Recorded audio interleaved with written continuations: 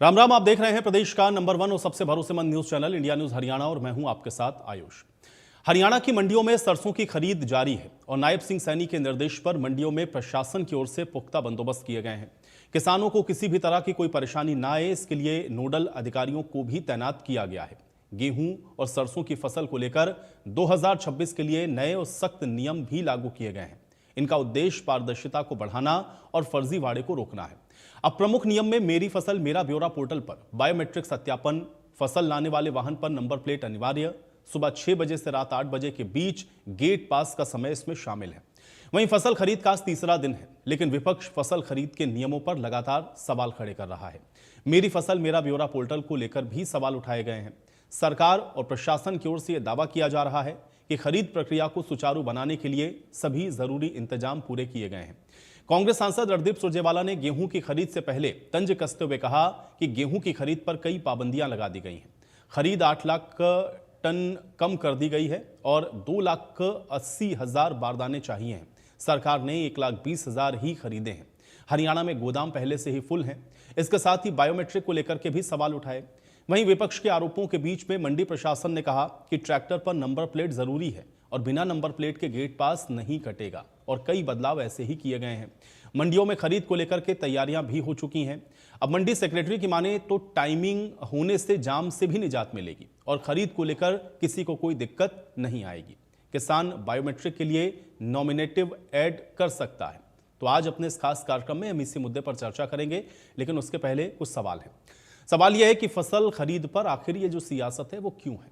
विपक्ष पोर्टल पर यह सवाल आखिर क्यों उठा रहा है? पारदर्शिता पर यह जो सियासी शोर है वो क्यों है? और किसानों के सहारे क्या सियासत हो रही है? आज इसको समझने की कोशिश करेंगे।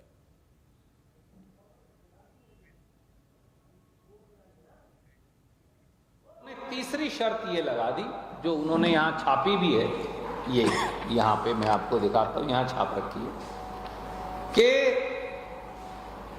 मेरी फसल मेरा ब्यौरा पर जो फसल रजिस्ट्रेशन जिस किसान ने करवाया है उसको ट्रैक्टर ट्रॉली के साथ खुद आना पड़ेगा और अपना अंगूठा बायोमेट्रिक लगाना पड़ेगा, या वो 3 व्यक्तियों को अपनी जगह नॉमिनी कर सकता है। अब इसका देखिए, क्या बीजेपी की सरकार ये नहीं जानती कि जब तक पूरी फसल की कटाई ना हो किसान खेत में रहता है, वो हर ट्रॉली के साथ मंडी में नहीं आता। उसके परिवार का कोई सदस्य या कोई खेत मजदूर साथी आएगा, फसल आड़ती के यहाँ डाल जाएगा, फिर दोबारा जाएगा, फिर चक्कर लगा के फिर ले आएगा, फिर जाएगा, फिर चक्कर लगा के फिर ले आएगा। तो हरियाणा में 2,80,000 गांठ बारदाना चाहिए, ये सरकार कहती है, मैं नहीं कह रहा, ये उनका अपना एस्टिमेट है।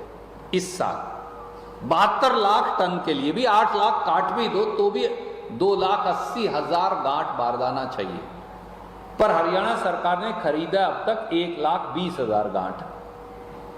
1,60,000 गांठ बारदाना ही नहीं खरीदा। भैया बारदाना खरीदा नहीं, फसल 1 अप्रैल से कुछ घंटों बाद आने लगेगी, तो उसका उठान कैसे होगा? उसका उठान होगा नहीं तो नई फसल अंदर कैसे आएगी?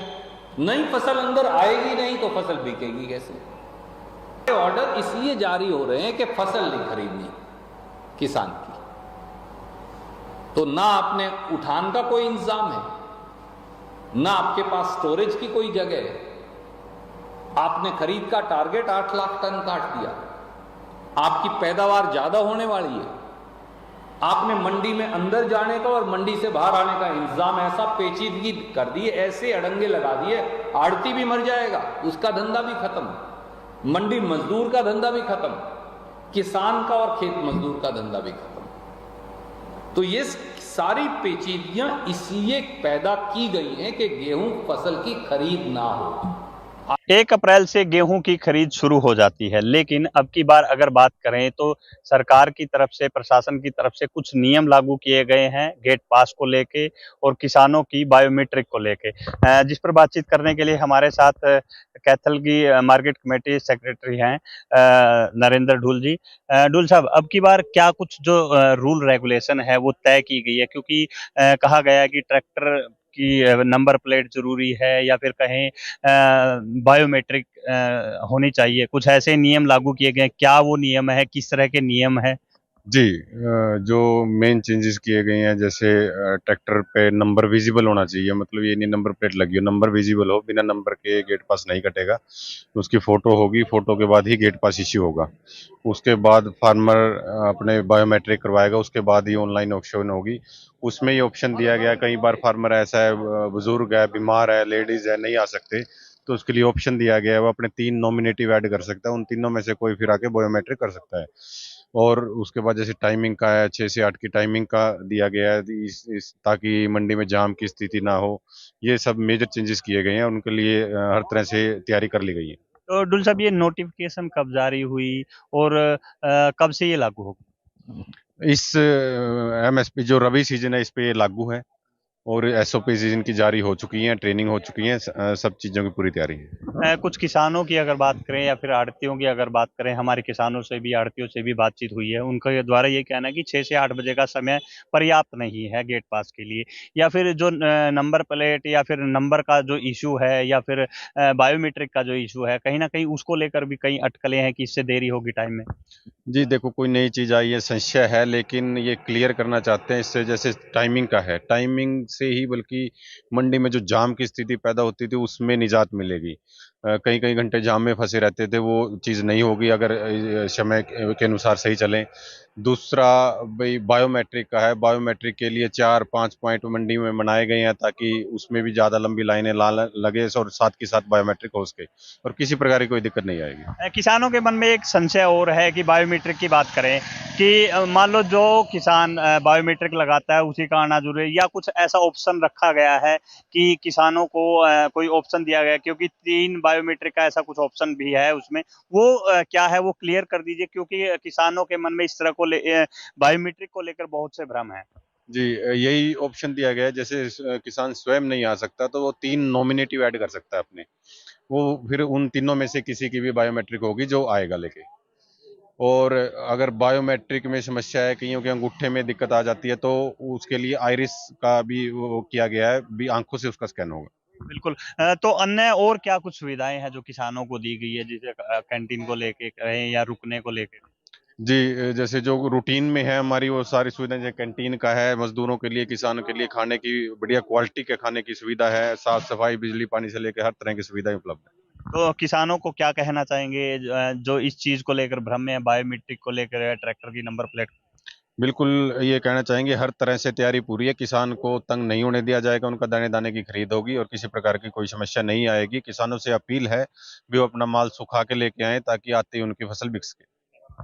तो ये थे हमारे साथ मंडी सेक्रेटरी नरेंद्र ढुल जी, जिन्होंने कहा कि किसानों को किसी प्रकार की दिक्कत नहीं आएगी। हालांकि सरकार के द्वारा कुछ नए नियम लागू किए गए हैं, बायोमेट्रिक को लेकर कहें या ट्रैक्टर नंबर प्लेट को लेकर कहें, लेकिन इनके द्वारा ये स्पष्ट किया गया है कि रूल रेगुलेशन को फॉलो करते हुए किसानों को किसी प्रकार की दिक्कत जो है वो नहीं आने दी जाएगी। कैथल से वीरेंद्रपुरी, इंडिया न्यूज।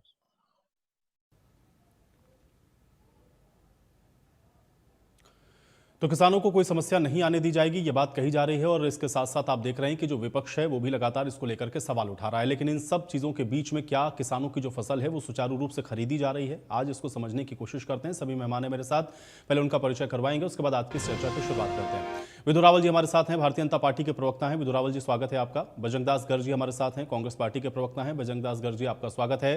साहिलदीप कासवान जी हमारे साथ हैं, इंडियन नेशनल लोकदल के प्रवक्ता हैं। साहिलदीप कासवान जी, आपका स्वागत है। और मुनीश कंबोज जी हमारे साथ हैं, प्रधान हैं आड़ती एसोसिएशन के। मुनीश कंबोज जी, आपका भी स्वागत है।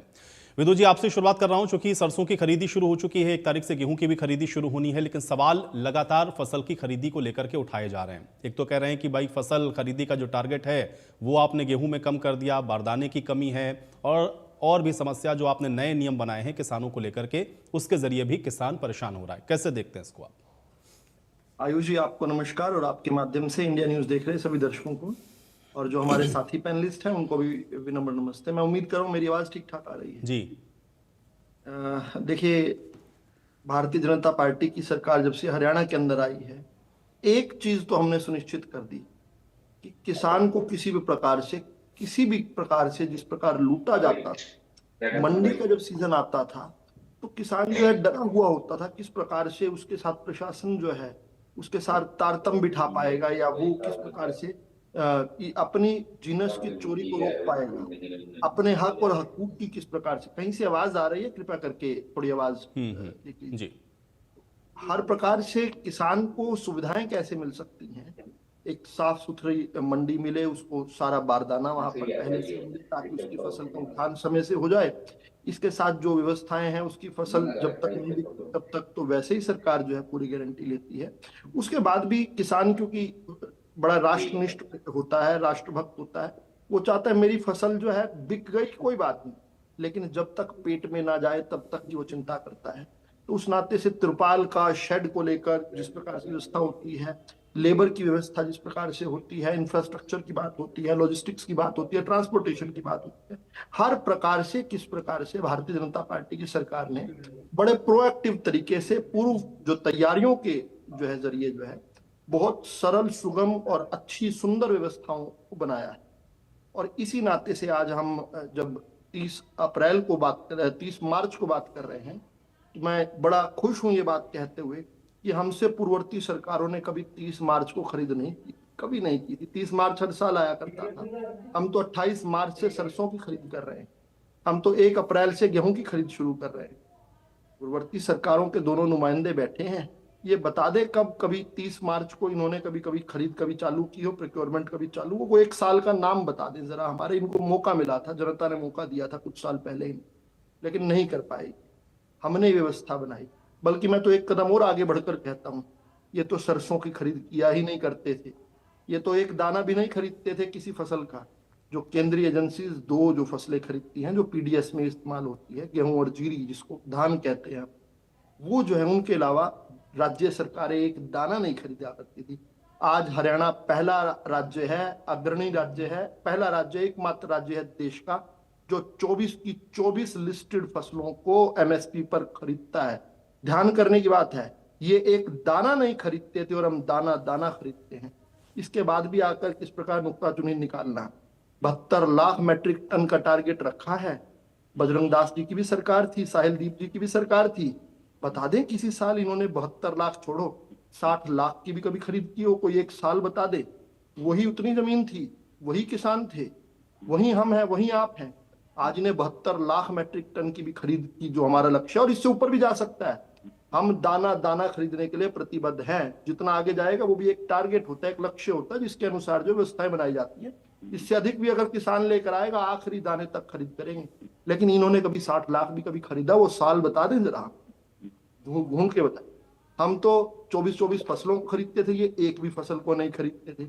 हमने तो इतनी सुंदर व्यवस्था की कि किसान का गेट पास कटने के 72 घंटे के भीतर उसकी खाते में उसका पैसा, उसकी जिन्नस का, उसकी फसल का आ जाएगा। और इन्होंने ऐतिहासिक तौर पर इसका विरोध भी कर डाला, वो भी इतिहास में दर्ज हो गया कि किसान के। कहीं से डिस्टरबेंस आ रही है, प्लीज माफी चाहूंगा मैं अपने साथियों को, ऐसे नहीं, प्लीज डिस्टरबेंस बंद कर दीजिए। देखिए, ये एक भी ऐसी व्यवस्था नहीं कर पाए, केवल किसान के नाम से राजनीति करते रहे। होड़ लोगिरी, मैं किसान का बेटा, मैं किसान का बेटा। अरे किसान को ठगने वाले किसान के बेटे किस प्रकार से रहे, जो कि अब भी सत्ता से बाहर जाकर भी इन्होंने ऐतिहासिक तौर पर विरोध किया कि नहीं, किसान की हक और हकूक का, किसान की खुद की फसल की पैसे जो है उसके खाते में न डाल दियो। भाजपा सरकार कितना गलत कर रही है। किसान को मंडियों के अंदर आड़तियों के पास 6-6 महीने 8-8 महीने चक्कर कटवाओ, उसके बाद उसके हक और हकूक का पैसा मिले, जैसी इन्होंने व्यवस्था बनाई थी। लेकिन आज जो है, और हरियाणा सौभाग्यशाली है, ये देश सौभाग्यशाली है कि इस देश के अंदर ये व्यवस्था शुरू हुई। अब जब 72 घंटे से लेट हो जाता है ना, तो उसके बाद किसान को जो है 9% पर एनम के हिसाब से हम, अगर किसी भी कारण से जो है लेट होता है तो उसको ब्याज भी देते हैं। ये व्यवस्था, सुंदर व्यवस्था देखकर उसके बाद अगर खड़े होकर कोई कहे चांद में दाग ढूंढने का प्रयास, ठीक है, तो गुड लक। तो आप ये कह रहे हैं कि जानबूझ के कमी निकालने की कोशिश है। ठीक है, गर्ग साहब, क्या दिक्कत हो रही किसानों को? आयुष जी, सरसों की खरीद शुरू जरूर हुई है, सिर्फ कागजों में। जहां तक कि खुली मंडियों में किसान की सरसों बिक रही है, सरकारी एजेंसी सरसों खरीद नहीं कर रही। 5700 से लेके 6100 तक किसान की सरसों बिक रही है। और जहां तक कि मंडियों में किसी प्रकार की मूलभूत सुविधा आज नहीं है, ना सफाई की व्यवस्था है, ना पीने की पानी की व्यवस्था है। जो लकड़ी के क्रेट होते हैं जिसके ऊपर जो अनाज धरा जाता है, वो लकड़ी के क्रेट तक नहीं है, और ये कहते हैं हमने खरीद करनी शुरू कर दी। दूसरी बात, 1 तारीख से जैसे 25 गर्ग साहब, लेकिन को मंडी भी बता दीजिए, कोई कहाँ पर ये समस्याएं हो रही हैं, कुछ नाम है अगर उसके? पूरे हरियाणा की बात कर रहा हूँ मैं, हिसार सारे मंडी में आप कह रहे हैं? नहीं, बहुत सारी मंडियों का तो हम लोगों ने भी ग्राउंड रियलिटी चेक किया, थी व्यवस्था। कोई है मंडी जहां पर आपको दिखाई है? सुन लो मेरी बात, मुझे बोल लो 2 मिनट। नहीं, अब मैं चाह रहा हूँ कि आप नाम बताइए तो मैं उसको चेक भी करवाऊँ ना। अगर वहाँ अव्यवस्था है तो गर्ग साहब उसको सही करवाएंगे ना, नाम बता दीजिए। बता रहा हूँ, सुन तो लोगे। हिसार में 1 दाना सरसों का खरीद नहीं हुआ है पूरे जिले के अंदर, ये नोट कर लो, करवा दो परचेज। 1 दाना परचेज नहीं हुआ, 1 दाना कैसा होता है। और यहाँ तक कि प्राइवेट सरसों सारी बिकी है, मंडी के आड़तियों से माध्यम से बिकी है, ऑयल मिल वाले ली है। आप करवा दो परचेज, आप कहते मैं करवा दूंगा है, और मैं बता दूं कितने काउंटल, 1000 काउंटल के कितने हजारों काउंटल बिक चुकी है, आप कहते मैं करवा दूंगा। ये नोट कर लो, ये मैं आंकड़े दे देता हूँ, ये पूरी लिस्ट देता हूँ पूरे हरियाणा की, कौन सी मंडी में, फतेहाबाद में, सरसा में, हिसार में, बयानी में, दादरी में कितनी प्राइवेट बिकी है। आप तसल्ली कर लो, आपको पता लग जाएगा।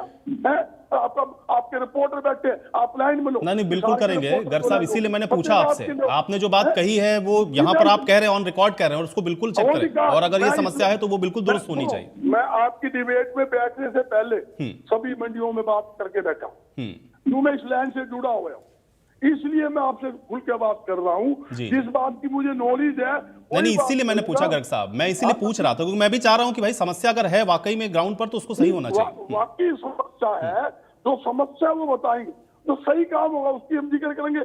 सही काम किया भी कोई दिक्कत नहीं है।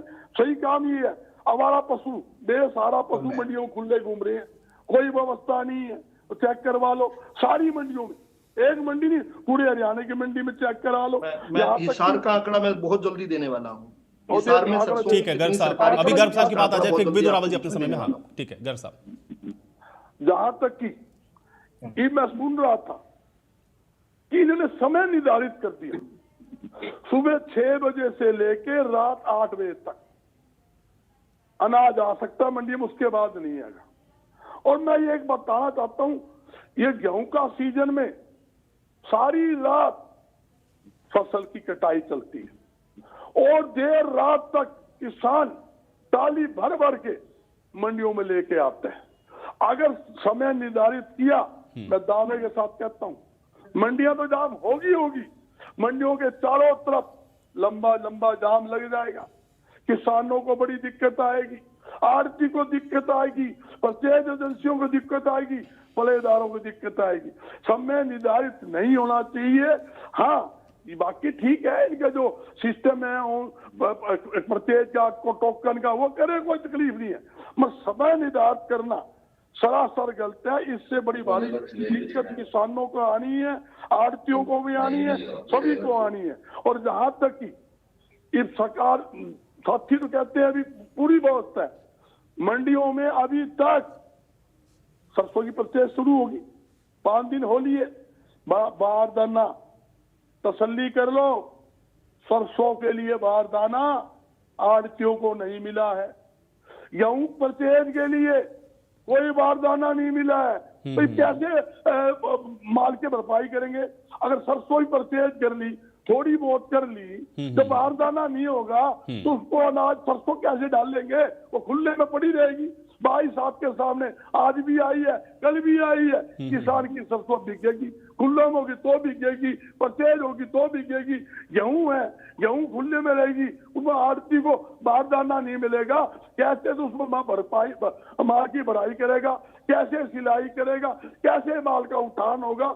ये एक बड़ी भारी दिक्कत है। दूसरी बात, जहां आड़ती को अनेकों सालों से 2.5% कमीशन मिलता था, गेहूं का भी, हर अनाज का, धान का भी, इन्होंने उसमें कटौती की है। कटौती करने के बजाय महंगाई बढ़ती जा रही है। कमीशन बढ़ना चाहिए, घटना चाहिए। लगातार 25 सालों से जो 2.5% कमीशन था वही कमीशन भी नहीं मिल रहा, उसके अंदर भी कटौती कर दी। धान में 45 रुपए 88 पैसे दिए, बनते थे 59 रुपए कुछ पैसे। गेहूं के ऊपर भी है, इन्होंने कम कर रखे हैं। तो मेरा कहने का मतलब है ये बड़ी भारी दिक्कत है। ये कहते हैं हम किसान हितैषी है, कौन से किसान हितैषी है भाई? आपके राज के अंदर तो किसानों को लाठीचार्ज करी, किसानों को जेल में डाला गया, 750 किसान आपके राज में शहीद हो गए। नहीं, लेकिन वो तो पूछ रहे थे कि आपने कभी खरीदी करी है अप्रैल में, मार्च में? वो पूछ रहे हैं कि मार्च में कभी आपने खरीदी करी और गेहूं और जीरी के अलावा और क्या खरीदा? मेरे साथी को पता नहीं, इन्होंने कहा कि सरसों की खरीद ही नहीं की। हमने लगातार, मैं हरियाणा कन्फेड का चेयरमैन था, सरसों की खरीद हमारी समय में सरसों की खरीद होती थी, एक एक दाना सरसों का खरीदते थे।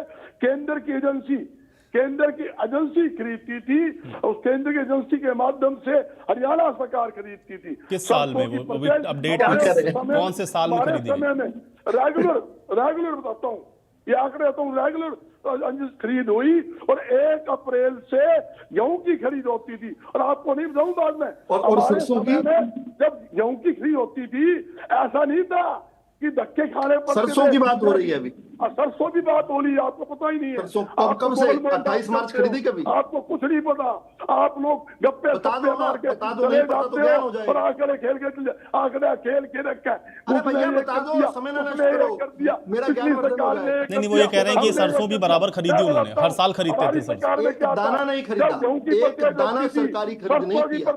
बजरंग दास गर्जी वाकई में कॉन्फेड के चेयरपर्सन थे, एक दाना नहीं खरीदा। ठीक है विदुर रावल नहीं, विदुर रावल जी एक मिनट, वो नहीं बोल रहे हैं गर्ग साहब, लेकिन वो ये कह रहे हैं कि क्या सरकारी खरीद सरसों की हुई है? सरसों की सरकारी खरीद, अच्छा, सरसों की सरकारी खरीद की बात बोलो, हर समय हुई और सरकारी एजेंसी करती थी, प्राइवेट एजेंसियां जब करती थी। कौन सी एजेंसी करती थी? इनको याद बोल वाले नाम बताओ एजेंसी। आज बात आई जी, ठीक है विदुर रावल जी एक मिनट, सुनते रहे, ये झूठ में झूठ बोलते रहे, गप से गप मारते रहे, किसान हितैषी का दावा करते रहे, हम चुप बैठे रहे। हमने बता दिया कैसे किसान हितैषी है। और एक नहीं बताऊं, इनके समय में एक महीने भुगतान नहीं होता, आड़तियों 6 महीने कमीशन नहीं मिलता। हमारे समय के अंदर जैसे माल परचेज होता था, उठान बाद में होता था, माल परचेज फॉर्म मिल जाए, माल बिकते ही ना पेमेंट मिलती थी। ये अनिलों के प्रवक्ता बैठे, इनके समय में भी ऐसा ही हाल था। जैसे माल के किसान ने लिख दिया, माल बिक गया, बढ़ाई का कोई मतलब नहीं, उठान का कोई मतलब नहीं, किसान को। ठीक है, आप ये कह रहे हैं कि ये जो बातें कह रहे हैं वो ग्राउंड पर नहीं है। ठीक है, अब मैं इनेलो प्रवक्ता का रुख लेता हूं। ठीक है, साहिल दीप, ठीक है साहिल दीप जी, एक पैर जी साहिल दीप जी, आपको नमस्कार, आपके माध्यम से सभी दर्शकों को हमारा बहुत बहुत नमस्कार। आवाज आ रही है आप सभी को? जी साहिल जी आवाज आ रही है, आप अपनी बात रखें। सबसे पहले तो मैं मेरे प्यारे साथी विदुर रावल जी को एक बात बताना चाहूंगा कि विदुर रावल जी हमारे अपनी पार्टी के हिसाब से मुझे लगता है राष्ट्रवाद की तरफ ज्यादा फैल गए, फसल की इन्होंने कम बात करी। दूसरी बात जो हमारे रावल साहब ने बार बार एक बात कही कि इनकी इनेलो की भी सरकार थी, इन्होंने क्या किया। तो मैं रावल साहब को एक बात बताना चाहता हूँ कि आप अपने आंकड़े ठीक करिए। इस समय इंडियन नेशनल लोकदल की सरकार थी, उस समय सरकारी खजाने के अंदर हमने 50,000 करोड़ रुपए छोड़े थे और आज आपकी सरकार के अंदर 3.5 लाख करोड़ का कर्जा हरियाणा प्रदेश के ऊपर है। अगर कोई किसान का बेटा पैदा हो रहा है ना, वो 6.5 लाख रुपए का कर्जा अपने ऊपर लेके पैदा हो रहे हैं। दूसरी बात है, तथ्यों के आधार के ऊपर बात करनी चाहिए, कोई राष्ट्रवाद की बात नहीं है जी, ये आज किसानों की बात है। आप ही की सरकार के अंदर है, आप शायद भूल चुके, 1.5 साल तक किसान चारों मौसम के अंदर वहां बैठे थे, 750 किसानों की शहादत हुई थी। तीसरी बात, जो आपने बायोमेट्रिक सत्यापन ये चालू किया है, इसकी चुनौतियां आपने नहीं देखी। आज हमारे कितने किसान ऐसे हैं जिनकी उम्र होने के कारण उनकी उंगलियां घिस चुकी है और घिसने के कारण उनका आगे बायोमेट्रिक के अंदर नाम नहीं आ रहा। 3 नाम आपने दिए, जरूरी नहीं है कि आपने एक किसान तक ये बात पहुंचाई हो, लगभग किसानों को इस बात का पता ही नहीं है कैसे नाम दे कैसे ना करे। उसके बाद में जो ट्रैक्टर ट्राली की नंबर प्लेट की अनिवार्यता आपने करी है, तो आपको जो वही तो मैं कह रहा हूं ना, आपको हरियाणा प्रदेश के कल्चर का अंदाजा नहीं है। लगभग जो पुराने ट्रैक्टर हमारे हैं, पुराने ट्रैक्टरों के ऊपर रावल साहब कभी भी नंबर प्लेट नहीं होती। दूसरी बात, अगर कोई इंसान कोई किराए के ऊपर ट्रैक्टर करके ला रहे, वो आदमी क्या करेगा?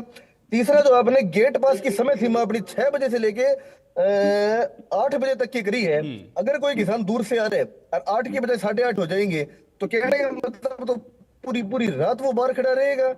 इन चुनौतियों को ना देखते हुए आपने करने का काम करे हैं। और जो आप ये कह रहे हो ना कि हम तो दाना दाना खरीदने का काम हैं, आप ही की सरकार के अंदर 125 रुपए के चेक आए हैं और कांग्रेस सरकार के अंदर हमने 6-6 रुपए के चेक देखे हुए हैं जो किसानों के नाम पे आए हुए हैं। तो कृपया आप लोग आपस के अंदर ये सब करने। दूसरी बात, हम जनता को एक बात बताना चाहते हैं। आज हमारी इंडियन नेशनल लोकदल पार्टी की मीटिंग हुई थी और तो ये अभय चौटाला जी ने 1 तारीख से हर मंडी के अंदर किसान कष्ट समिति बनाने का कार्य करे हैं, जिसके अंदर हर जिले के अंदर हमारी पूरी टीम, जिसमें जिला प्रधान भी होएगा, हम भी होंगे, वहां बैठने का काम करेंगे, किसानों की हर समस्या हल करने का काम करेंगे। तो कृपया आप लोग आंकड़ों की बात कीजिए। ठीक है मुनीश कंबोज जी, चूंकि आप प्रधान हैं आड़ती एसोसिएशन की और बहुत सारी बातें यहां पर हुई, प्रैक्टिकली क्या दिक्कत हो रही? क्या किसानों की जो फसल पहुंच रही मंडियों में वो सही तरीके से नहीं खरीदी जा रही है, या जो बातें कही जा रही हैं कि बहुत तरह की समस्याएं हैं, जो नए नियम बना दिए गए उससे किसान परेशान हो रहा है? क्या स्थिति है अभी फसल खरीदी को लेकर? सबसे पहले सभी साथियों को मेरा नमस्कार। देखो, जितनी भी अब तक ये डिबेट हो इसमें हमने भी देखा है, अब तक राजनीति ज्यादा रही और किसान आड़ती या किसी की बात हक की बात नहीं हुई। अब बात सबसे पहले मैं करूंगा, देखो बात हुई पोर्टल की, जो उन्होंने नया नियम लागू किया है वो कहां तक लागू हो रहा, आप उसको गंभीरता से सोचो। जब एक किसान के खेत में जाकर उसका पोर्टल वेरीफाई कर दिया और पटवारी कानून को वगैरह वहां जाकर 4-4 फोटो करके उसका पोर्टल वेरीफाई कर दिया, तो आगे गेट पर रोकने का, बायोमेट्रिक करने का इनका क्या कारण है? इसका मतलब सरकार को अपने ऊपर भरोसा ही नहीं है कि जो उन्होंने पोर्टल किया वो सही किया या नहीं किया। सबसे पहले तो सरकार को ये देखना चाहिए, जब आपने अपना पोर्टल वेरीफाई कर दिया है, वो बिल्कुल सही पाया गया, ये कहते हैं कि हमने बिल्कुल ओके किया है, वो सही है, तो वो सही है। सरकार खुद नहीं इसको मानना चाहती कि पोर्टल सही है। अब ये कमी है सबसे बड़ी इनकी, कहीं ना कहीं इनको ये लगता है कि ये पोर्टल सही नहीं हुआ, जो नीचे अधिकारियों ने पोर्टल किया वो सही नहीं किया। दूसरी बात आती है, चलो मान गए ये भी हो गया, आपका बायोमेट्रिक भी हो गया, कहते हैं कि तीन को हम किसी को भी, अगर किसान नहीं आता तो किसी को भी नॉमिनेट कर सकता है। अब उसको कौन वेरीफाई करेगा? क्यों? अगर वो कहता है कि मेरा ड्राइवर आएगा, आप कैसे मानोगे वो ड्राइवर उसी का, उसने उसको नॉमिनेट किया, उसको भी आप वेरीफाई करोगे या नहीं करोगे, वो हमें नहीं पता इस बात का। आप कहते हो कि हम आई स्कैन कर लेंगे, कई किसानों कहता है, जो किसान लगभग ज्यादा किसान कौन है जो 60 साल के ऊपर के उम्र के हैं, उनका क्या होता है कि बायोमेट्रिक नहीं होता, उनके अंगूठे की जो रेखा है वो घस चुकी है, या में काम कर करके उनके हाथ ऐसे हो गए हैं कि उनका बायोमेट्रिक काम नहीं करेगा। ये कहते हैं कि हम आई स्कैन करेंगे, आई स्कैन की मशीन इनके पास अभी तक नहीं है, किसी भी मंडी में नहीं है। और दूसरी बात आती है कि मैं ज्यादा नहीं बोल लूंगा, क्यों? हमें पता है कि यहाँ राजनीति ज्यादा होगी। और एक बात और कहूंगा आपको, सरसों की परचेज को लेके, सरसों की परचेज पूरे यमुनानगर की किसी भी मंडी में आज तक सरसों की परचेज नहीं हुई। 28 तारीख को इनको ये भी नहीं पता था कि परचेज करेगी कौन सी एजेंसी, एफर्ड करेगा, वेयर हाउस करेगा, डीएफएससी करेगा, कॉन्फेड करेगा, इनको ये भी नहीं पता था कि एजेंसी कौन खरीद करेगी। और अभी तक किसी भी एजेंसी के पास बारदाना नहीं है। सरसों की छोड़ो, सरसों तो 90% बिक चुकी है लगभग, और आज तक सरसों की एक डेयरी भी यहाँ खरीदी नहीं गई है यमुनानगर के अंदर। इनके पास कुछ भी नहीं है, ना बारदाना है, ना इनके पास कोई, मतलब आपके लड़के हैं जो परचेज को देखेंगे, लोडिंग देखेंगे, इनका अभी तक कोई तैयारी नहीं। अब तक किसी मंडी का कोई टेंडर भी नहीं उठते, जो लोडिंग होएगा, अनलोडिंग होएगी, कैसे लेबरें काम करेंगी। तो हमने ज्यादा राजनीति की बहसबाजी में न जाकर सबसे पहले तो हमने ये सोचना चाहिए कि हम किसान की फसल को कैसे बेचे और उसके जो हक की, उसकी जो कमाई है उसको कैसे उसकी जेब में जाने दें। हम अपनी बहसबाजी को छोड़ के हमें इन मुद्दे पे आना चाहिए कि उनका जो ये सीजन, ये 6 महीने की फसल है, कमाई है उसकी, ये कैसे मंडी में आएगी और कैसे बिकेगी। ये जो नए नए नियम है ये बहुत गलत है। और अभी भाई साहब बता रहे थे कमीशन की बात, जो किसानों की पेमेंट की बात करता हूँ। सबसे पहले किसानों की पेमेंट 72 घंटे में नहीं होती। ये आप जाके बिल्कुल तथ्य पे जाके बात करो, ऐसी बात ना करो हवाई में। अब तक जो 72 घंटे का टाइम भी वो कैसे होता है वो भी सुन लो आप लोग। 72 घंटे का टाइम ऐसा होता है जिस टाइम किसान फसल लेकर आता है, जब 8-3-22 को ट्राली को साफ करके, भर के, कट्टों में बैग करके, फिर उसके बाद वो लोडिंग होती है। लोडिंग पता कितने दिनों में होती है? लोडिंग होती है 3 से 4 दिन में। कोई भी ठेकेदार 3 से 4 दिन से पहले लोडिंग नहीं करता, कम से कम 1 हफ्ता भी लग जाता है लोडिंग में। लोडिंग होने के बाद जब वो गोदाम में जाती है तो उसके बाद 72 घंटे के बाद पेमेंट आती है, ना कि सरकार के, मतलब किसान की ट्राली लेने के 72 घंटे के बाद पेमेंट नहीं आती। और दूसरी बात, आप कह रहे हो कि ब्याज देते हैं अगर पेमेंट लेट होती है। किसी भी किसान की अगर आज तक कोई पेमेंट लेट होने पे अगर कोई 1 रुपए का ब्याज भी आपने दिया हो तो मैं यही बैठे बैठे आपसे सबसे माफी मांगूंगा। पर ये हमने खुद आड़तियों ने केस डाला हुआ है जो लेट पेमेंट आती है उसके ऊपर। और दूसरी बात, अब जो सरसों की खरीद हो रही है वो हो रही है लगभग यहाँ जो जितनी सरसों बिकी है वो 5,000 से लेके 5800 रुपए बिकी है। मैं किसी सरकार की कोई कमी नहीं निकालूंगा भाई ये है वो है, ये जो इतनी बात हुई अब तक सरकार को लेके जो मेन बात है कि हमने किसानों की फसल कैसे बेचनी है लिखा जाए। अब वैसे अगर मैं मंडी की बात करूंगा, मैं पूरे यमुनानगर की मंडियों का दौरा करके बैठा हूं, मैं आपको साफ सुथरे शब्द में बताना चाहता हूँ कि हर मंडी में साफ सफाई, पानी, स्वच्छता, ये चीजें बहुत अच्छे ध्यान रखा जा रहा है। बाकी जो सबसे बड़ी प्रॉब्लम है वो है कि आज की डेट में किसानों की फसल बिकेगी जब बारदाना होगा। तो मैं आपके माध्यम से ठीक है, आप ये कह रहे हैं कि बारदाने की समस्या है और कुछ बातें आपने बताई कि ये जो नया नियम बनाया गया इससे किसानों को समस्या होगी। ठीक है, विदुर रावल जी। देखिए, पहली बात तो ये कि हवाई बात वाक्य में ही नहीं करनी चाहिए, जमीन की बात करनी चाहिए। जमीन की बात तो ये है कि ये कह रहे हैं कि पहले हम अपने आड़ती भाई की बात सुन लेते हैं। इन्होंने कहा जी कि 3 नॉमिनेट किसे किया जाएगा ये अभी बताया नहीं गया। जब भी कोई जो है किसान अपनी फसल लेकर आता है, ट्रैक्टर ट्राली में लेकर आता है, तो उसको जब गेट पास जब इशू होता है तो या तो उसको इशू होगा या वो जो 2 और वो अपने जो है रिलेटिव्स का नाम दे पाएगा, कोई अपने रिश्तेदार का नाम बता पाएगा जिसको भी वो नॉमिनेट करना चाहता है, उन 2 लोगों का। अब कहते हैं उनका डाटा कैसे होगा। हिंदुस्तान के अंदर जो है आधार के माध्यम से हम सबका डाटा जो है बायोमेट्रिक से लेकर इरिक्स तक जो है हमारे हर प्रकार के हमारा डाटा जो है सरकार के पास उपलब्ध है, मौजूद है। केवल आधार कार्ड नंबर के बाद ही जो है वो डाटा हो जाएगा। इसके बाद एक ये भी कहा इन्होंने कि पोर्टल वेरीफाई कर लिया, खेत में वेरीफाई कर लिया, अब यहाँ वेरीफाई करने की क्या जरूरत है। यही तो जरूरत है ताकि वो जो खेत में जो डाटा वेरीफाई किया गया है उसके अनुसार जो फसल आ रही है वो मैच करती है या नहीं करती। कहीं उत्तर प्रदेश यमुनानगर से केवल 12 किलोमीटर दूर पड़ता है, कलानौर पार करते ही उत्तर प्रदेश शुरू हो जाता है, गुमथला पार करते ही डीका शुरू हो जाता है गांव, करनाल तक पहुंचे तो करनाल में बडोली पुल पार करते ही हो जाता है, पानीपत पहुंचे तो सनोली पुल पार करते ही 8 किलोमीटर बाद जहां मंडी है यूपी शुरू हो जाता है। उत्तर प्रदेश के किसान उत्तर प्रदेश में बेचे, हरियाणा का किसान हरियाणा की एजेंसीज को बेचे, हरियाणा की सरकार उसकी सुंदर व्यवस्था कर रही है। लेकिन जो गोश्त परचेज के नाम पर अन्य जो सरकारों में जिस प्रकार से भी होता रहता है वो जो काम करते हैं उसको रोक लगा दी। तकलीफ वो है किस प्रकार से एमएसपी से कम में फसल की खरीद जो है जो कि करते रहे हैं, ये एक नहीं अनेक मामले हैं, पहले भी हमने एफआईआर तक दर्ज हुई है। ये इतना सुंदर सुथरा बन जाना कि ऐसा कभी होता नहीं है, कोई हवा की बात नहीं है, जमीन की बात है। ये उत्तर प्रदेश की गेहूं उत्तर प्रदेश और बकायदा नाके लगाने पड़ते हैं पुलिस को जो उत्तर प्रदेश से आने वाले रास्ते हैं। जब जहां सरसों की बात करें तो पंजाब और राजस्थान के यहाँ नाके लगाने पड़ते हैं किस प्रकार से वो फसल आकर यहाँ हमारे हरियाणा के एक्सचेकर के पैसे पर ना बिके।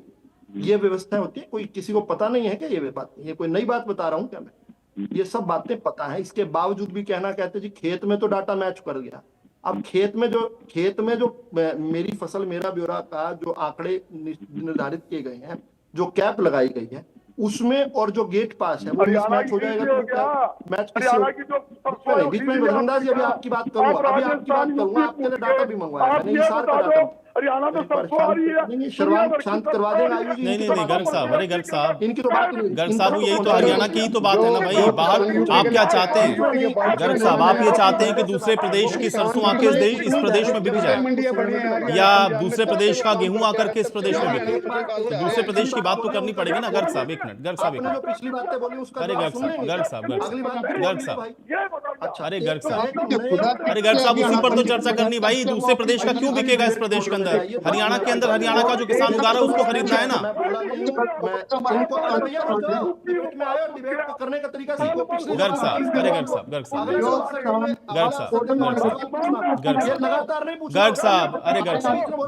अरे गर्ग साहब सुन लीजिए भाई, अरे सुनिए तो, आपने अपनी बात रखी, अरे सुन लीजिए भाई गर्ग साहब, मेरी बात सुनिए, आपने अपनी बात रखी, मेरी बात सुन लीजिए मनीष कंबोज। इसलिए ये जो इन्होंने नहीं अब खरीदा। इन ये वर्कआउट ये ठीक है गर्ग साहब, अरे गर्ग की बात ही नहीं कर रहा हूं साहब, मैं। गर्ग साहब, अरे गर्ग साहब भाई, सारी वही बातें आप दोहरा रहे हैं जो आप अपने समय में कह रहे थे। जो आपने अपने समय में कहा वही बात आप फिर दोहरा रहे हैं। तो ये समय क्यों खराब कर रहे हैं भाई? ये समय क्यों खराब कर रहे हैं? समय क्यों खराब कर रहे हैं? जो बातें आपने कही वही बात आप रिपीट कर रहे हैं। गर्ग साहब ऑडियो डाउन कर दें, ऑडियो डाउन करें गर्ग साहब का, ऑडियो डाउन करें गर्ग साहब का। चर्चा डिस्टर्ब ना करें ना भाई, मुद्दे पर बात करेंगे ना विदुर रावल जी। पिछले ही सीजन में 12 एफआईआर दर्ज हुई थी, जिसमें 75 अधिकारी और कर्मचारी जिनके साथ मिलकर भ्रष्टाचार होता है उन पर कार्रवाई हुई थी। 28 इंस्पेक्टर सस्पेंड हैं। 6 करोड़ 37 लाख की रिकवरी भी हो चुकी है। ऐसा नहीं होता कि चोरी नहीं होती, चोरी भी हुई और चोरी का माल रिकवर भी कर लिया है। 6 करोड़ 37 लाख रुपए, पहली बात। तो इसलिए इतना दूध का धुला नहीं बनना चाहिए, साफ सुथरी बात करनी चाहिए, जो दुनिया को समझ आए, जो हजम हो जाए उतनी बात करनी चाहिए।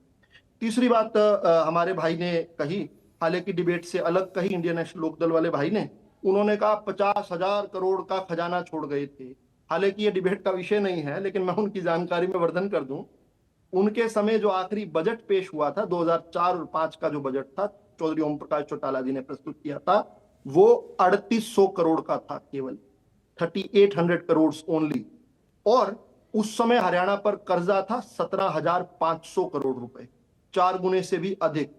तो इसलिए कम से कम आंकड़ों में ठीक रखा कीजिए, आपस में टल्ली मारते हो चल जाता है, डिबेट में ये झूठे आंकड़े नहीं चलते। चलिए, एक राष्ट्रवाद पर बड़ी तकलीफ हुई, मुझे पता नहीं, मैं तो किसान का बच्चा हूं, मेरे तो 50 पीढ़ियों तक निकाल लोगे किसान है। मेरे भी परिवार के 2 पीढ़ियों ने जो है हिंदुस्तान की स्वतंत्रता के अंदर जेल काटी हुई। तो राष्ट्रवाद तो हमारी नसों में कूदता है। राष्ट्रवाद के लिए कुछ अलग से विषय नहीं करना पड़ेगा। राष्ट्रवाद तो सोते जागते जीते मरते हमेशा हमारे साथ चलता है। एक बात और जो है कांग्रेस के प्रवक्ता भाई ने कही, उन पर ही आ जाऊं। उन्होंने कहा 5700 से 6100 रुपए पर धान पिट रहा है, और फिर कहा कि माफी चाहूंगा, सरसों पिट रही है। उन्होंने कहा 5700 से 6100 रुपए, और फिर कह रहे हैं कि सरकारी खरीद भी नहीं हो रही। अब ये दोनों ही चीजें जो है विरोधाभास हैं। असल में बीच में नहीं, देखो बजरंग दास बीच में नहीं, बजरंग दास बीच में नहीं, हाँ ठीक है गर्ग साहब, वो बात ठीक है। अभी पहले भी बोल रहे थे, अब भी बोल रहे हो, अब बात का जवाब तो नहीं हुआ। ठीक है, वो हो गया, क्लैरिफिकेशन हो गया। ठीक है, आपने कहा कि वो प्राइवेट खरीदी जा रही, सरकारी नहीं है। ठीक है, यही तो मैं कह रहा हूँ। अब जवाब जो लोग, ठीक है, जो लोग, एक मिनट बीच में क्यों बोल रहे हैं आप? चुप हो जाए ना, आपकी बात आयुष जी ने कह दी है। शांत, अभी कॉफी चाय पी रहे थे, कुछ तो पी लीजिए, थोड़ी देर बात करने की।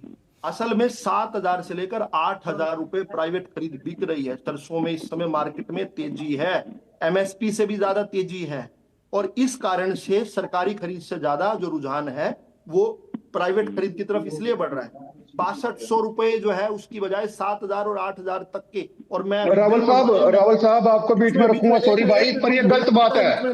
नहीं गलत बात है। आप 7,000 8,000 वो पीली सबसे बिक रही है। मनीष कंबोज शांत हो जाए, आपका नाम लेंगे, एंकर आपका नाम लेंगे, आप तब बोलिएगा। मेरा नाम विधु रावल है, मुझे बोलने की अनुमति। वो ये कह रहे पीली सरसों बिक रही है, वो कह रहे पीली सरसों बिक रही है। धन्यवाद। अभी मैंने हिसार का, क्योंकि इन्होंने जिक्र किया था, हिसार के अंदर मैंने जो 5 मंडियों के, कम एक नहीं 5 मंडियों के मैंने बिल भी मंगवाए हैं, ताकि मैं आज नगद कल उधार की अपनी नियति के हिसाब से, अपनी नियत के हिसाब से इनको दिखा दूं कि कितने कितने रुपए की सरसों की खरीद हो रही है। वो मैं इसी डिबेट में दिखा दूंगा। एक बात और कही कि बारदाना नहीं है, बारदाना को लेकर जो है तीनों भाइयों ने की थी। तो मैं इनको बता दूं कि अब से 6 दिन पहले, यानी आज तो हम 30 अप्रैल की बात कर रहे हैं, 23 अप्रैल को मीटिंग हुई थी। 24 अप्रैल को बारदाना जो है 407 करोड़ रुपए का एक जो है टेंडर 34 रुपए 35 पैसे का वो हो चुका है, और उस पर जो है बारदाना पहुंच रहा है, सरकारी खरीद हो रही है। 3 नॉमिनेशंस की बात जो सवाल की थी वो आया था। एक और कहा कि पुराने ट्रैक्टर पर नंबर प्लेट क्यों नहीं होगी? क्यों भाई, ये किसने कहा कि पुराने ट्रैक्टर पर नंबर प्लेट नहीं हो सकती? 20 रुपए लेते हैं, केवल 20 रुपए लेते हैं। यमुनानगर में कन्हैया साहब चौक के पास जहां ये बैठे हैं, उनसे मात्र 500 मीटर दूर वहां पर जो व्यक्ति बैठे हैं वहां पर, उसके अलावा वो चले जाएं तो खेड़े बाजार पर जगाधरी के अंदर, अगर ये जाना चाहें तो 18 सेक्टर के बाहर भी 20 रुपए लेकर किसी भी ट्रैक्टर पर नाम अंकित करवा सकता है। 20 रुपए भी बचा लीजिए। अपने घर पर कोई भी साफ सुथरे तरीके से, कोई पेंट पुराना पड़ा हो, उससे अपने नंबर अंकित कर देंगे। कोई आरसी नहीं मांग रहे, केवल साफ सुथरा आपका नंबर दिखना चाहिए, ताकि गोस्ट परचेज ना हो, असल ट्रैक्टर आए, हवाई ट्रैक्टर ना पहुंच जाएं, जो ट्रैक्टर है ही नहीं। जिस प्रकार से चोरी होती है, चोरी रोकने की व्यवस्था है। और मुझे तो पूरी उम्मीद थी कि हमारे आड़ती साथी जो है वो इसमें तारीफ करेंगे कि भाई चोरी रोकने का प्रयास करें। इनके नाम भी बुराई आती है, खामखा की बुराई आती है, अपनी बुराई का इनको तो निजात दिया सरकार ने। असल ट्रैक्टर हो जिस पर उसका नंबर हो। चलिए आप ये कह रहे हैं कि ये और असल गोश्त परचेज किसान के हो लिए आपने जिसके किया, बाद ठीक है। मैं खत्म कर रहा हूं, आयुष जी आखिरी लाइन है मेरी।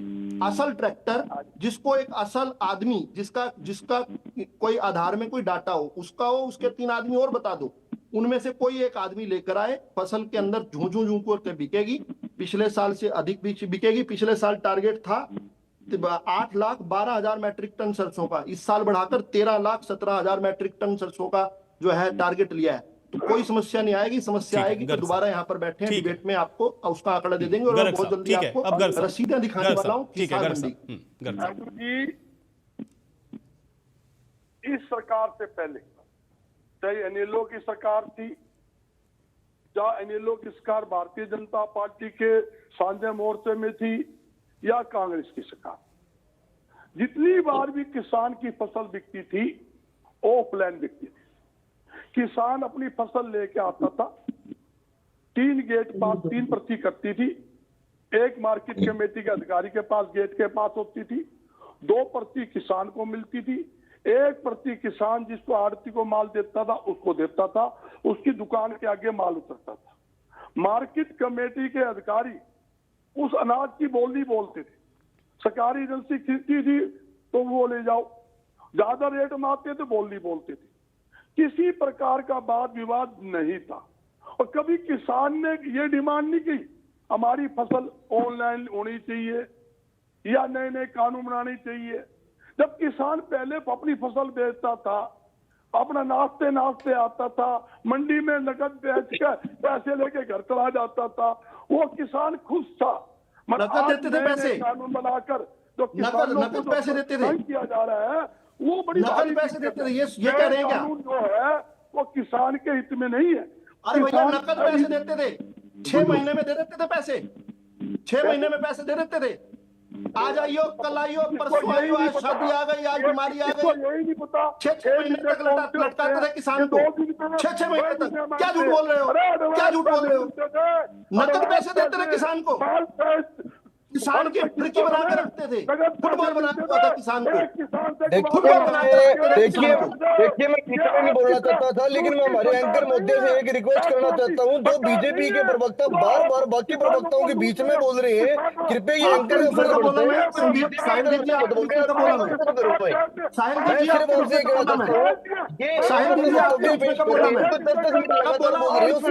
बोल रहे हैं आपके बीच में बोला मैं, गर्ग जी हमारे साहिल आपके बीच में बोला मैं, फर्ज नहीं पड़ता है। साहिल आपके बीच में बोला मैं, आपके बीच में बोला मैं, अगर दूसरे प्रवक्ता के बीच में बोल रहे हैं तो आपका फर्ज नहीं पड़ता है। अरे साहिल जी कासान जी, अब तो आप कांग्रेस की बात को भी नहीं आने दे रहे ना, आप भी तो बोल ही रहे हैं ना बीच में। मैं एंकर से कहना चाहता हूँ, नहीं साहिल जी, अरे साहिल जी दिख चुके आप लोग राज्यसभा में डिबेट चल मत लेके जाओ टॉपिक को, बात को लंबी मत बढ़ाओ। मैं एंकर से बात कर रहा हूँ। साहिल जी, अरे भाई सुन लीजिए, गर्ग साहब की बात को आयुष जी आपने सबको बंद कराना चाहिए। आप किसानों के हित को देखते हुए बैठे हैं। आज किसान की फसल कैसे बिकेगी, हम यहाँ किसानों के लिए बैठे हैं। अरे साहिल जी अपने समय में भाई, अरे एक एक करके भाई, ये क्या एकदम ऐसे आप लोगों ने तो लग रहा है यहीं पे आड़ती और मंडी के एसोसिएशन यहीं पर आप लोगों ने लगा ली भाई। ये बोली नहीं लगानी है यहाँ पर, एक एक करके बात रखनी, अपनी अपनी बात रखें अपने अपने समय में। गर्ग साहब हमारे समय के अंदर आयुष जी, अब जैसे तसल्ली कर लो, जैसा भी भाई ने कहा कि हमारे यहाँ हेलो भुगतान बाद में होता था, पैसा भुगतान पहले होता था, तो अब किसान ऑफलाइन माल लेकर आता था।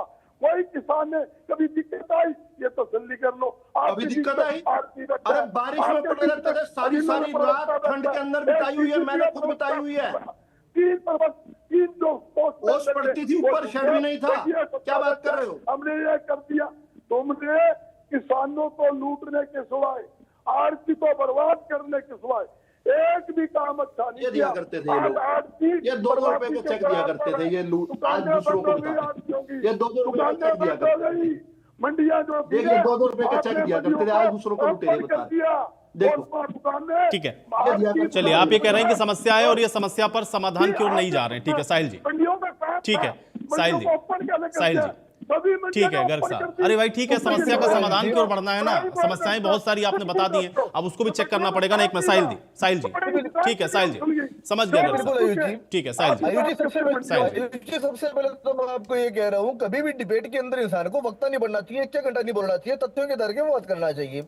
दूसरी बात, हमारे जो काबिल दोस्त ने विदुल रावल जी ने बार बार ये बात कही है कि 24 फसलों की हम एमएसपी दे रहे हैं, तो विदुल रावल जी सबसे पहली बात तो उसी प्रकार से 24 फसलों पे एमएसपी दे रहे हैं, उसी प्रकार से किसान को मजबूत कर रहे हैं जिस प्रकार से नरेंद्र मोदी जी ने 2014 के अंदर वायदा कराया था कि 2022 के अंदर किसान की आय को दुगनी कर दूंगी। होगी क्या आय दुगनी? अरे किसान आज पतन की कगार के ऊपर आ चुके हैं। आप बताते क्यों नहीं वो कौन सी 24 फसलें हैं जिन 24 फसलों के ऊपर आप एमएसपी देने का काम कर रहे आप हो? बताइए कोई दूसरी एक बात फसल है, जिसको ना देखिए खरीदने लोग वाले- कितने- एक आप बता दीजिए, एक फसल आप बता दीजिए जो जो आप बताइए, अरे हम तो आप सारी बताइए, फसलें खरीद रहे हैं। आप तो वो जो तो मेरे डेढ़ को बताइए ना, तो जो डेढ़ फसल साल नहीं हुई, जो उसमें 1.5 साल तक किसान वहां बैठे थे, वो किसान नहीं थे क्या? जो 750 हुई थी वो किसान नहीं थे?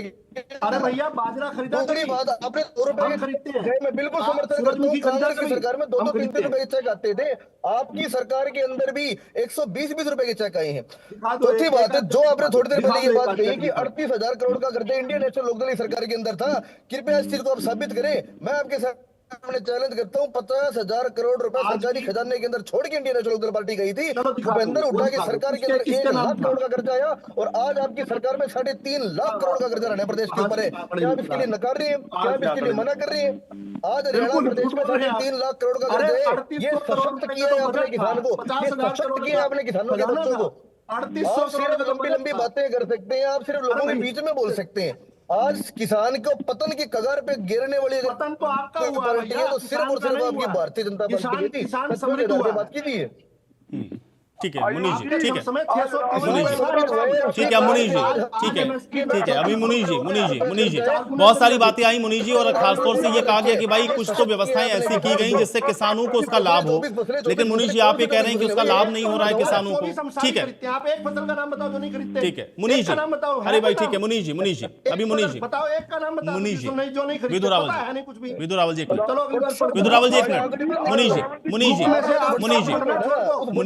अरे आप लोग आरोप प्रत्यारोप में मत उलझिए भाई, ठीक है सबको पता है कि कितनी फसलें खरीदी जा रही हैं और कितनी आप खरीद रहे हैं। मुनीष जी सर देखिए, अभी बात हो रही थी जैसे फसल खरीदने की बात, जो अगर आप धरातल पर आकर देखोगे तो जैसे मैंने पहले भी बताया कि सरसों की यमुनानगर के अंदर कोई खरीद नहीं हुई, और जैसे मैंने बताया कि सरकार की तैयारियां भी पूरी नहीं है खरीद के लिए। इसमें भाई साहब कोई गुस्सा करने वाली बात नहीं है, आपने ये बातें हमारी सुननी चाहिए और सरकार के आगे रखनी चाहिए। और जैसे मैंने पहले भी बताया भाई, कमीशन काटी गई, कमीशन कम की गई, मतलब जिस तरह महंगाई बढ़ रही है तो महंगाई में हमेशा कमीशन को बढ़ाने का काम करना चाहिए था सरकार ने, ना कि इसको कम करने का। और सबसे बड़ी बात मैं आपको चैनल के माध्यम से बताना चाहता हूं कि जो मजदूरी होती है एक मजदूर की, वो भी कम की गई, वो भी काटी गई। एक मजदूर की मजदूरी वो भी काटी गई। आपको शायद पता नहीं होगा, जो ट्रॉली की अनलोडिंग होती है, जो ट्रॉली से माल उतारा जाता है, तो सरकार कहती है कि ये जो मजदूरी है, सभी ट्रॉली जो है वो राज टोचन वाली आ गई। 4 रुपए कट्टा है अनलोडिंग, 4 रुपए कट्टा है, 4 रुपए कट्टा है। पहले 1.5 रुपए ठीक है गर्ग साहब भाई, अभी मुनीष जी को रखने दीजिए ना बात, ठीक है वो भाई आरती एसोसिएशन की तरफ से बात को रख रहे हैं ना, मुझे लगता है वो बेहतर बता रहे हैं। सरकार के आगे रखनी चाहिए कि जो मजदूरी है वो ना काटी जाए, मजदूरी को बढ़ाया जाता है हमेशा। 1.5 रुपए से बढ़ाकर 4 रुपए कर दिया है। 4 रुपए लोडिंग अनलोडिंग का कट्टा, प्रत्येक कट्टे का 4 रुपए रेट, वो 100% कर दिया।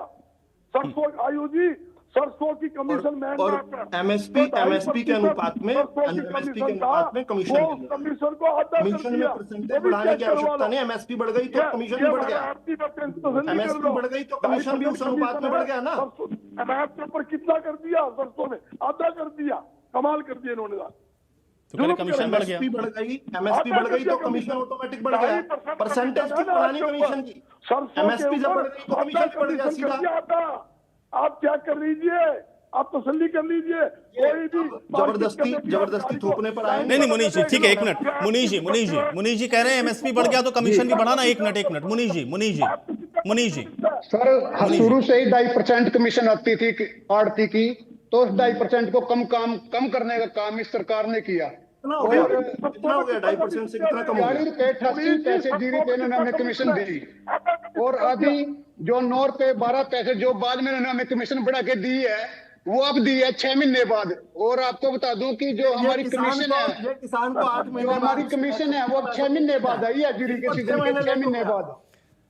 वो भी इनको 6 महीने लेट हो गया तो दिक्कत हो गई। ये किसान को 6 महीने तक अपनी दुकान के चक्कर कटवाते थे, कोई दिक्कत नहीं थी। इनको 6 महीने लेट हो गया। बिल्कुल जी, किसान और आड़ती का रिश्ता एक दूसरे के पूरक है। किसान का आड़ती के बिना नहीं चलता और आड़ती का किसान के बिना नहीं चलता। किसान की पेमेंट और आड़ती की पेमेंट तो ऐसी थी कि वो एक उसके जरूरत होती है, एक मिनट रात को 12 बजे उसको जरूरत होती है, मतलब उसको पेमेंट करके देता था। मदर इंडिया ऐसे नहीं बनी हुई है फिल्में पुरानी। आप कितना बढ़िया व्यवस्था थी, सबको पता है। देखो ये तो देखो, मैं भी अपनी सरकार का गुण गाऊंगा, आप भी अपनी सरकार का गुण गाएंगे। अगर घर में 6 गाड़ियां खड़ी होती थी, 6 दिन के सीजन वाले पे 6 गाड़ियां, और 6 ट्रैक्टर भी मांगा हुआ, ट्रैक्टर भी किस्तों पर लिया हुआ। चलिए, अब आप लोग इसी आरोप प्रत्यारोप के बीच में चर्चा यही समाप्त कर रहा हूं। बहुत शुक्रिया आप लोगों ने समय निकाला इस चर्चा का हिस्सा बने। तो हालांकि उम्मीद ये कर रहे हैं कि इस बार जो फसल की खरीदी शुरू हुई है वो सुचारू रूप से हो और किसानों को जो समस्याएं हो रही हैं वो समस्याएं उनके सामने ना आए। और चलिए इस बीच एक बड़ी खबर का रुख कर लेते हैं। इस वक्त की बड़ी और अहम जानकारी आप तक पहुंचा रहे हैं। तो ये बड़ी खबर आप तक पहुंचा रहे हैं।